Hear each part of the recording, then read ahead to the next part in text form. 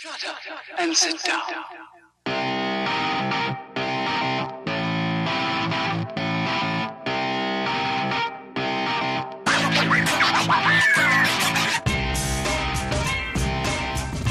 Hi, welcome back to Not a Writing Vlog. I'm Gabrielle Prendergast. Today I want to talk a little bit about your writing contract. If you get a book deal with a publisher, you will get a contract from them, and it will be a long contract. And this is one of the reasons why I suggest you get an agent. So you should watch my video about agents. If you don't have an agent, you can use a lawyer, and you need to talk to your lawyer about a couple of specific things. A lot of a writing contract is going to be kind of a boilerplate thing from a publisher. Publishers are going to use a pretty standard contract. There may be bits that they want to negotiate, and that can take a lot of time because there's a lot of going back and forth. Again, this is another reason to have an agent. So a couple of things to look for in your writing contract, though, that are really important. One, that you need to understand that when you get a book deal, what you are selling to a publisher is the rights for them to turn the words that you've written, your manuscript, let's call it, into a book. That's it, just a book. So if there's other things that they want to do with your book, then that needs to be in your contract. But that's at the basic level. The contract from the publisher is going to specify that they are paying you money for the rights to turn your manuscript into a book. And that's what you want. You want a book deal, that's what you want. Other things that can come in the contract that aren't books are things that you should look out for. So you want to hang on to those if you can. It kind of depends on the circumstances. If you get a really good book deal with a very large advance from a really solid publisher, then it's completely okay for you to include in that book deal some other rights relating to your manuscript. But if you get sort of an ordinary book deal from an ordinary publisher and it looks like they're just going to make your book and put it on the shelf and it's not going to be a big hoopla, then you might want to think about holding on to some of those other rights because you can actually sell them to someone else. So a few of the rights that you need to think about are, first, are you selling world rights? And that means, does the publisher who's paying you get the right to publish your book in all territories in the world? My last book, Zero Repeat Forever, for example, I sold the American rights to Simon & Schuster America for a significant sum of money. I should say my agent sold that. Then my agent sold the Canadian publication rights to Simon & Schuster Canada for another amount of money. Then they sold to Simon & Schuster UK what's called the World English rights, which means that they're publishing that book in English everywhere else in the world. Do you want to sell world rights, which means that your publisher takes all those markets, or do you want to sell those markets individually? That's one question, and that's going to be in your contract. That's something that you should discuss with your agent if you have one, if not, with the lawyer and with the publishing company. What kind of rights do they want, and what are they prepared to pay for those rights? Another right that you might want to hang on to is the audio rights. So some publishers will want to get the audio rights and some won't, but you should know that the audio rights can be sold to somebody else, again, for a good chunk of money.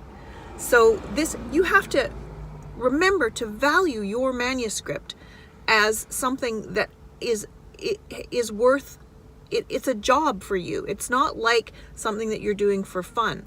So with your job, you wouldn't do your work for no money. This is the same thing. So just keep that in mind. I know it seems sometimes like the business side of publishing is all just about money, but ultimately that's what a business is. A business is you providing a service in exchange for money. So you've written the book, the publishers are going to give you money, and you don't want to give away things that have a monetary value. The audio rights have a monetary value, so you could sell them to somebody else. So look out in the contract for the audio rights. The final thing that in terms of rights that I think you need to look at are something called ancillary rights. And the hilarious thing about that is that in my contract, one of the ancillary rights that's listed is theme park rights. And I would so love to have a theme park based on Zero Repeat Forever. I think that'd be kind of awesome. That may seem hilarious, but look at Harry Potter World. These rights actually have value. That's theme park rights. But it's not just theme parks. It's all the ancillary rights. And that includes film rights. Film and television rights.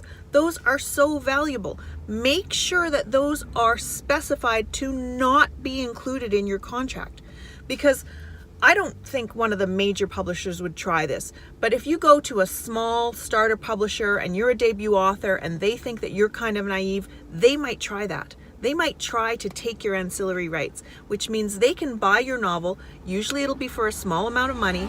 They'll put it out in a book, and then if they feel like it, they can sell that novel to the Hallmark Channel and have it made into a Hallmark movie, and you get nothing because you've signed your rights away. So make sure that you check in your contract that it's very clear that the ancillary rights stay with you. So that is everything from merchandise to theme parks to film and television rights to radio plays. Often the contract will say all media existing and not yet invented.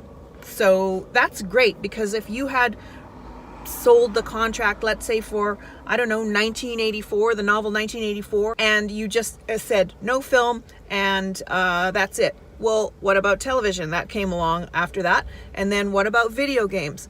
Although a 1984 video game would be horrific. So you want to make sure that it's very clear that the ancillary rights stay with you, because they are valuable. And you never know. Your book could be the Hunger Games.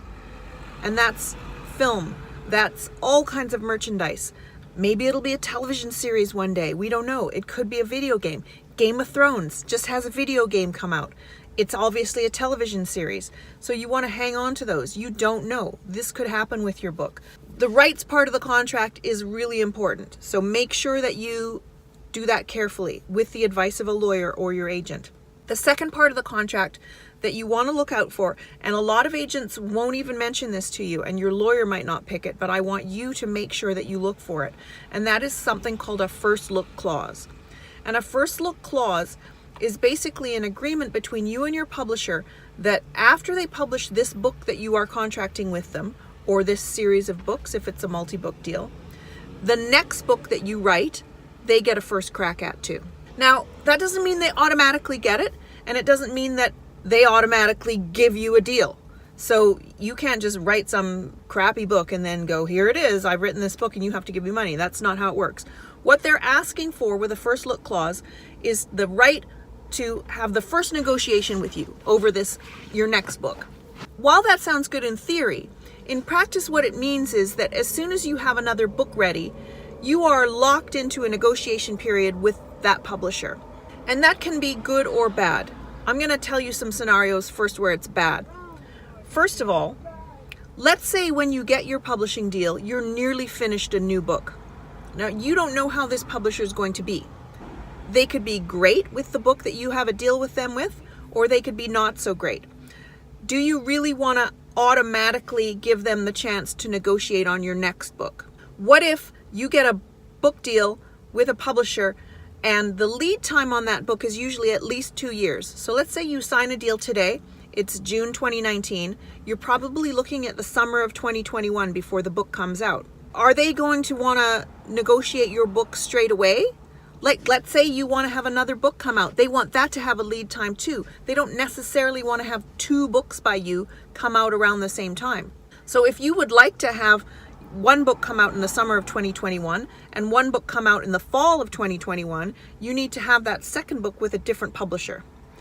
And that is something that if you've signed away the first look clause with your publisher, that's not going to happen, because they're going to look at your new book and they're going to hum and haw over it for months to prevent that from happening, because they don't want another book by you with another publisher competing with their book, which is fair. So that's just something to be aware of. That could happen. If you feel like you would like to have your books come out boom, boom, boom, boom, then you need to not have the first look clause in your contract.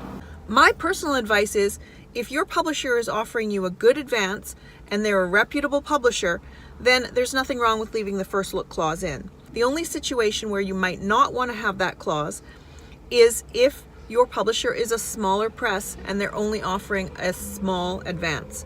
Because if you want to move up to a bigger press and a bigger advance and advance your career, then you need to go to another publisher. So you don't want to be locked in with that small press. because you're submitting a manuscript to them and they could take months to look at it. In the meantime, you could have been submitting it to somebody else and you might miss an opportunity to go with a bigger publisher. As mercenary as that sounds, this is a business. You're trying to make a living. So if you're signing with a smaller independent publisher for a small advance, think about that first look clause. Do you want to leave it in your contract? The other thing to think about with your first look clause is leave it in the contract, but minimize its scope. So if you sign a contract for a young adult novel, for example, minimize the scope to the next young adult novel that you write is something that they get the first look at. Not an adult novel, not a middle grade novel, not a picture book, none of that other stuff. That's what you don't want.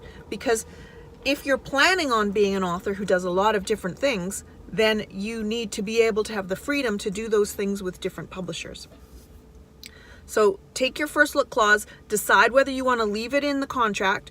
It's perfectly okay for you to ask for it to be removed. All they can say is no. If you don't want to have it removed, or if they make a big fuss about having it removed, then you can reduce its scope. So just reduce its scope to the same kind of book as that this particular deal is, whether even specific genres, young adult science fiction only, right? That's a possibility. So those are the things to think of in your contract. The contract is going to be very long and very scary, and I definitely recommend that you have an agent or a lawyer to look at it, and choose a lawyer who has some experience with entertainment law or with literary law. But definitely look at those things: rights, publishing rights, ancillary rights, and the first look clause. I hope that's been helpful.